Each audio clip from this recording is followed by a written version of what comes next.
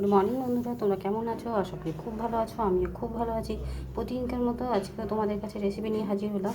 আজকে একদম সম্পূর্ণ নিরামিষ রেসিপি, সোয়াবিনের কষা বানাবো। এই সোয়াবিন কষা নিরামিষ সম্পূর্ণভাবে বানাবো। কি কি লাগছে একদম ঘরে থাকা উপকরণ দিয়ে, সামান্য কিছু উপকরণ দিয়ে, ঘরে থাকা উপকরণ যেগুলো হাতের কাছে পাবে সেই উপকরণ দিয়ে একদম বানিয়ে নেবে, কোনো রকম বাইরের ঝামেলা ছাড়াই। চলো বন্ধুরা, বেশি কথা না বলে কী কী উপকরণ লাগছে, কীভাবে বানাবো, সমস্ত সব কিছু তোমাদের সাথে শেয়ার করে নেবো। দেখো বন্ধুরা, আমি সয়াবিন 1 প্যাকেট ভিজিয়ে দিয়েছি, আর 10 মিনিট মতন ভিজিয়ে দিয়েছি। আমি এটা ঠান্ডা জলে ভিজিয়েছি, গরম জলে নয়। আর এইদিকে নিয়ে নিয়েছি লঙ্কার গুঁড়ো, চিনি, নুন, হলুদ, জিরে গুঁড়ো, আদা নিয়ে নিয়েছি গ্রেট করে, তোমরা বেটেও নিতে পারো। ধনে নিয়ে নিয়েছি, টমেটো নিয়ে নিয়েছি পেস্ট করা। আর এখানে নিয়ে নিয়েছি গরম মশলা, মানে লং, এলাচ, দারচিনি 1টি করে নিয়ে নিয়েছি, একটু সাদা জিরে, আর 2টো ছোটো ছোটো তেজপাতা, আর নিয়ে নিয়েছি কিছু কারি পাতা। এবার প্রথমে বন্ধুরা আমি সোয়াবিনটাকে জল থেকে চিপে তুলে নেব। আর দেখো বন্ধুরা, বেসন নিয়ে নিয়েছি 2 চামচ মতন, ছোটো চামচের, সেটা আমি বলতে ভুলে গেছিলাম তাই বলে দিলাম। এবারে আমি বেসন আর একটু ধনে জিরে আর একটু হলুদ আর নুন একটু আমি সোয়াবিনের সাথে মাখিয়ে নেব। প্রথমে বাইন্ডিংয়ের কাজটা ভালো হবে একটু সোয়াবিনটা যদি বেসনটা দেওয়া হয়। দেখো বন্ধুরা, আমি আগে মেখে নিচ্ছি, তারপর তোমাদের কাছে ফিরে আসছি। দেখো বন্ধুরা, সব উপকরণকে নিয়ে খুব ভালো করে আলতো হাতে মাখিয়ে নেব, কোনো রকম জল ব্যবহার করবে না। আর আমি অন্যদিকে একটু রিফাইন অয়েল বসিয়ে দিয়েছি যাতে একটু গরম হয়। এগুলো আমি একটু ভেজে তুলে নেব। দেখো বন্ধুরা, কড়াই আমি তেল বসিয়ে দিয়েছি খুব সামান্য পরিমাণে, আর দেখো হাতে চিপে চিপে মেখে নিয়েছি। এবারে আমি কড়াইয়ের মধ্যে দিয়ে ভেজে নেব। এইভাবে সবগুলো দিয়ে আমি ভেজে নিয়ে তারপর তোমাদের কাছে ফিরে আসছি। দেখো বন্ধুরা, প্রায় ভাজা হয়ে গেছে। এবারে আমি অন্য একটা জায়গায় তুলে নেব। দেখো বন্ধুরা, এবারে আমি 2 চামচ মতন তেল দিয়ে দিলাম। আমি রিফাইন অয়েলে বানাচ্ছি।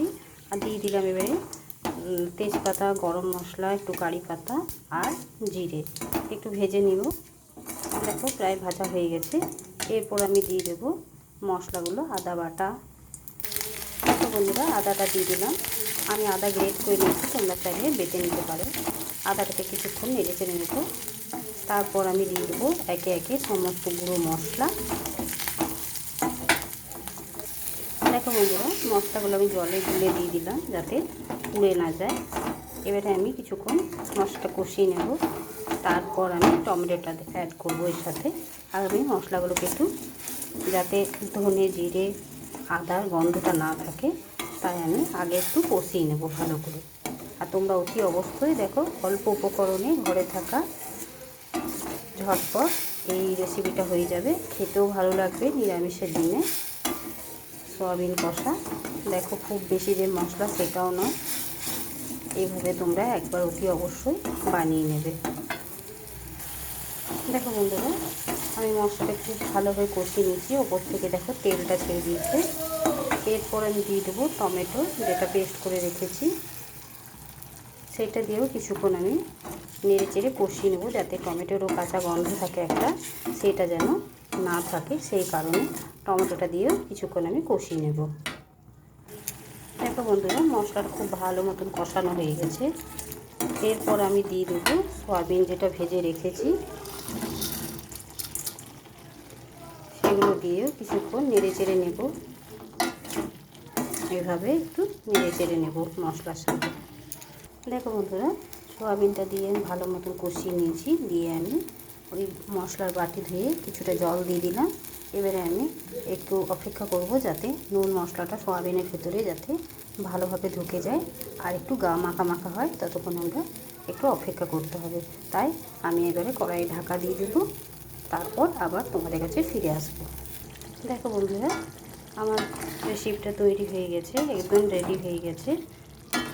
এরপর আমি দিয়ে দেবো একটু গরম মশলা সামান্য পরিমাণে, তোমরা চাইলে নাও দিতে পারো। 1 চামচ মতন ছোটো চামচের গরম মশলার গুঁড়ো দিয়ে দিলাম।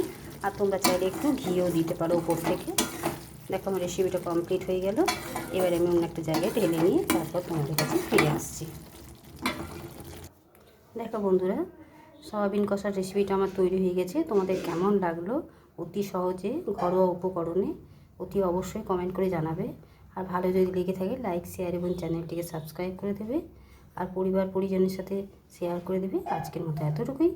কালকে আবার অন্য কোনো রেসিপি নিয়ে হাজির হব। সুস্থ থেকো, ভালো থেকো, তোমরা আমার বন্ধু হয়ে পাশে থেকো।